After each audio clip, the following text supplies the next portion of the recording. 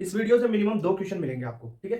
Periodic table के सारे concept, सारे एक्सेप्शन, ठीक है, वो अपन कवर कर लेंगे। सबसे पहले देखो अपन साइज की बात करते हैं। साइज में वंडर वाल रेडियस सबसे ज्यादा होगी, उसके बाद में मेटेलिक, फिर कोवेलेंट रेडियस, ठीक है। ये तो जनरल होता है, आपको पता होना चाहिए। इंपॉर्टेंट है, पी ब्लॉक में आपको पूछा जाएगा साइज का ऑर्डर। बोरोन फैमिली में और सारी फैमिलीज में सिंपल रहेगा कि टॉप टू बॉटम जाओगे साइज बढ़ेगी, पर बोरोन में क्या, बोरोन फैमिली में क्या होता है कि एल्युमिनियम की साइज गैलियम से ज्यादा हो जाती है। क्यों? होना तो ये चाहिए कि गैलियम की साइज ज्यादा होनी चाहिए एल्युमिनियम से, पर ट्रांजिशन कॉन्ट्रैक्शन के कारण, तीसरी ट्रांजिशन कॉन्ट्रैक्शन के कारण 3D के जो इलेक्ट्रॉन आ गए, इसके कारण एल्युमिनियम की साइज ज्यादा हो जाती है गैलियम से, गैलियम की साइज कम रह जाएगी, ठीक है। ओके, ट्रांजिशन कॉन्ट्रैक्शन किसके कारण होता है? जो 3D इलेक्ट्रॉन है उसकी पुअर शेडिंग के कारण। आइसो इलेक्ट्रॉनिक स्पीसीज दे आपको, तब साइज का ऑर्डर पूछे तो आप सीधे लगाओ कि नेगेटिव चार्ज जितना ज्यादा होगा साइज उतनी ही ज्यादा बढ़ेगी, पॉजिटिव चार्ज जितना ज्यादा होगा साइज उतनी ही कम होगी, ठीक है। आइसो इलेक्ट्रॉनिक में ध्यान रखना। ओके, डी ब्लॉक में साइज का ऑर्डर देखोगे आप, 3D से ज्यादा 4D की होगी, जनरली टॉप टू बॉटम जाओगे बढ़ेगी, पर 4D और 5D की साइज बराबर हो जाती है। ये होता है लेंथेनॉइड कॉन्ट्रैक्शन के कारण, ठीक है। तो इसके कारण आपको सबसे इंपॉर्टेंट एग्जांपल पूछा जाता है लेंथेनॉइड कॉन्ट्रैक्शन के कारण। ओके, अब देखो आपको स्कैंडियम वाली जो पूरी सीरीज है उसकी देख लो आप साइज। देखो स्कैंडियम से लेके जिंक तक अपन साइज का ऑर्डर जनरली पूछ लिया जाता है। देख लो, देखो स्कैंडियम, टाइटेनियम, वेनेडियम, क्रोमियम तक जाएंगे, साइज क्या होगी? घटेगी। क्यों? जेड इफेक्ट बढ़ेगा, किससे? शील्डिंग से, सिग्मा से, ठीक है। तो स्कैंडियम की ज्यादा, क्रोमियम की कम। अब Mn की साइज ज्यादा हो जाएगी मैग्नीज की। क्यों? D5 है, loose packing, loose metallic bonding, तो लूज पैकिंग, इस कारण इसकी साइज बढ़ गई। ओके, अब आयरन, कोबाल्ट और निकल की जेड इफेक्ट शील्डिंग के बराबर रहे, इसलिए साइज बराबर रह जाएगी, ठीक है। अब ध्यान रखो, अगर अपन लेफ्ट टू राइट जाते हैं साइज घटनी चाहिए, पर कॉपर और जिंक की बढ़ रही है क्योंकि यहां पे सिग्मा बढ़ रहा है, कॉपर से ज्यादा जिंक की, ठीक है। ओके, इतनी बात हो गई। एफ ब्लॉक में साइज का ऑर्डर जनरली अगर बिना किसी आयनिक स्टेट में देखो तो यूरोपियम की साइज सबसे ज्यादा हो जाती है, ठीक है। यूरोपियम की साइज सबसे ज्यादा हो जाती है, सीरियम से भी बीच में से उठ के ये आ जाता है, क्योंकि एफ से भी ना loose packing, loose metallic bonding, तो क्या हो जाएगा? लूज पैकिंग के कारण साइज बड़ी हो जाएगी। पर इसकी आयनिक स्टेज की बात करें +3 में, +3 में ये अपनी जगह पे रहता है। आप लेफ्ट टू राइट जाओगे साइज घटेगी, ध्यान रखना, ठीक है। तो सीरियम 3+, ये देखो यूरोपियम 3+, वही है, कोई चेंज नहीं आया, क्लियर बात। पर बिना किसी आयनिक स्टेज में ये सबसे ज्यादा हो जाती है। क्वेश्चन आते हैं भाई यहां से, तभी बता रहा हूं ये चीज। अब आयनाइजेशन एनर्जी की बात करते हैं।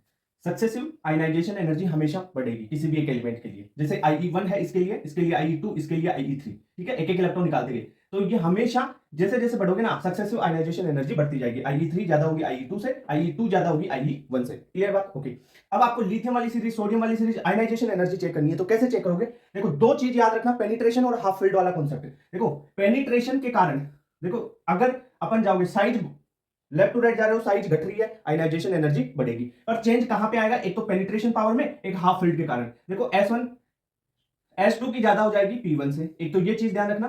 फिर बढ़ेगी P3 की ज्यादा हो जाएगी P4 से। P3 की क्यों? P3 हाफ फील्ड है इस कारण, ठीक है। फिर P5 की ज्यादा P6, फिर P6 की।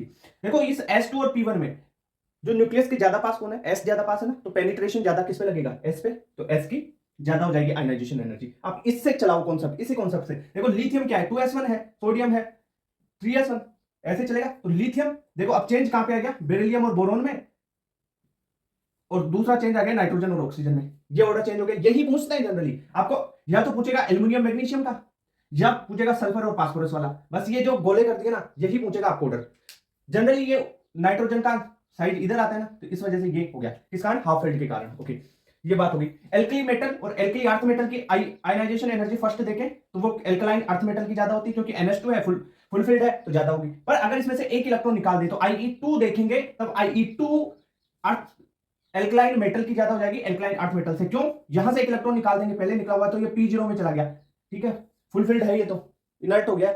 अब यहां पे एल्कलाइन अर्थ मेटल में NS1 आ गया ये, ठीक है, तो ये P0 की ज्यादा हो जाएगी ना। ओके, ये बात होगी। अब सबसे इंपॉर्टेंट, पी ब्लॉक में आयनाइजेशन एनर्जी पूछी जाए तो कैसे याद रखोगे? बीत बीत गई से याद रख लो, या देखो बोरोन की सबसे ज्यादा, फिर की, गैलियम की, फिर एल्युमिनियम की सबसे कम, इंडियम की, ऐसे, ठीक है। और कार्बन फैमिली में कैसे याद रखोगे? नीचे के ये दोनों है ना, लेड और टिन, इन दोनों को चेंज कर दिया। वैसे आप देखते हो कार्बन, सिलिकॉन, जर्मेनियम, फिर टिन और फिर पीबी आता है, तो पीबी की ज्यादा हो गई, ठीक है, ध्यान रखना। यहां पे चेंज ध्यान रखना, ये चेंज किया हुआ है, और इसमें तो पूरा ही चेंज है ऑलरेडी, खतरनाक चेंजिंग है, ठीक है। डी ब्लॉक में देखोगे तो 3D से ज्यादा 4D की, 4D से ज्यादा 5D की होती है। ये ओनली थर्ड ग्रुप में चलेगा। आप डी ब्लॉक में और जाओगे तो fourth group, fifth group, sixth group और 10th ग्रुप तक, तो आपको देखना वहां पे 5D की ज्यादा 4D से और 4D की ज्यादा 3D से, ये मिलेगा। एक ऑर्डर आएगा 5D की ज्यादा 3D से और 3D की ज्यादा 4D से, ये मिलता है 7, 8, 9 और 11 और 12 ग्रुप में, ठीक है। बहुत शानदार तरीका है ये याद करने का, इससे याद कर लोगे। फिर आप जो स्कैंडियम वाली सीरीज है उसमें कैसे देखोगे, तो आप ऐसे याद रख लो, जरा फेंको कोपरनी मनते, ठीक है, करे वो जो सोचे, ठीक है। इस तरीके से देख लो, जिंक की सबसे ज्यादा, फिर आयरन की, फिर कोबाल्ट, कॉपर, फिर निकल, एमएन की कम, फिर टाइटेनियम की और कम, फिर क्रोमियम की और कम, वेनेडियम और स्कैंडियम सबसे लास्ट में। क्लियर बात, ये चीज होगी आयनाइजेशन एनर्जी की, है ना। अब बात करते हैं इलेक्ट्रॉन एफिनिटी की। इलेक्ट्रॉन एफिनिटी में ये चीज आप याद रख लो, कॉन्सेप्ट पता चल जाएगा आपको। Np2 की ज्यादा होती है Np3 से और NS1 की ज्यादा होगी Np1 से। क्लियर बात। वैसे जो आपकी इनर्ट गैसेज है ना, उनकी तो जीरो होती है, तो सबसे कम इनर्ट गैसेज की याद रख लो, ठीक है। सबसे कम इनर्ट गैसेज की होगी। अब देखो इसको कैसे याद रख सकते हो, वो एक गाना आया था 90-90, उससे याद रख सकते हो। Nb leak of, Nb leak of, ये याद हो गया, ठीक है। अब इसमें सबसे पहले ये सर नाइट्रोजन है, नियोन, भाई बता दिया ना तेरे को, इनर्ट की सबसे कम होती है, तो इनर्ट गैसेज लेना है। फिर इनर्ट गैसेज में आर्गन आ गया, फिर मैग्नीशियम, फिर aluminium, sodium, phosphorus, silicon, sulphur, chlorine, ठीक है। तो इस तरीके से आप देखोगे। अब सबसे ज्यादा ये किसकी है, हेलोजन की जा रही है ना। देखो यहाँ पे भी फ्लोरीन, क्लोरीन, फिर ब्रोमीन, आयोडीन ऐसे आएगी, तो ज्यादा किसकी आ रही है, हेलोजन की आ रही है। ये बात भी ध्यान रखना। सबसे इंपॉर्टेंट और पूछा जाता है कि थर्ड पीरियड की ये ज्यादा होती है सेकंड पीरियड से, ठीक है। यानी एल्युमिनियम की ज्यादा होगी बोरोन से, सिलिकॉन की ज्यादा होगी कार्बन से, फास्फोरस की ज्यादा होगी नाइट्रोजन से, सल्फर की ज्यादा होगी ऑक्सीजन से, क्लोरीन की ज्यादा होगी फ्लोरीन से। क्लियर बात, ये देख लो इंपॉर्टेंट है।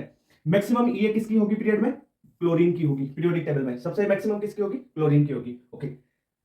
ऑक्सीजन फैमिली में ई का ऑर्डर से टेपो, ऐसे याद रख सकते हो, से टेपो, ठीक है। से टीपो, सर से टीपो, ऐसे भी बना सकते हो, देख लो बढ़िया।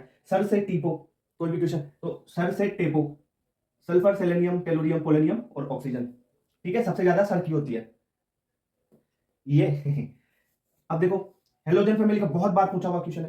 क्लोरीन की सबसे ज्यादा देखो, फिर फ्लोरीन, ब्रोमीन, आयोडीन। क्लोरीन की तो ज्यादा होगी, ध्यान रखना। क्यों, ये देख, थर्ड पीरियड की पहले बता चुका, थर्ड पीरियड की ज्यादा होगी सेकंड पीरियड से, है ना। तो ये भी याद हो गया। अब ईएन पे चले जाते हैं।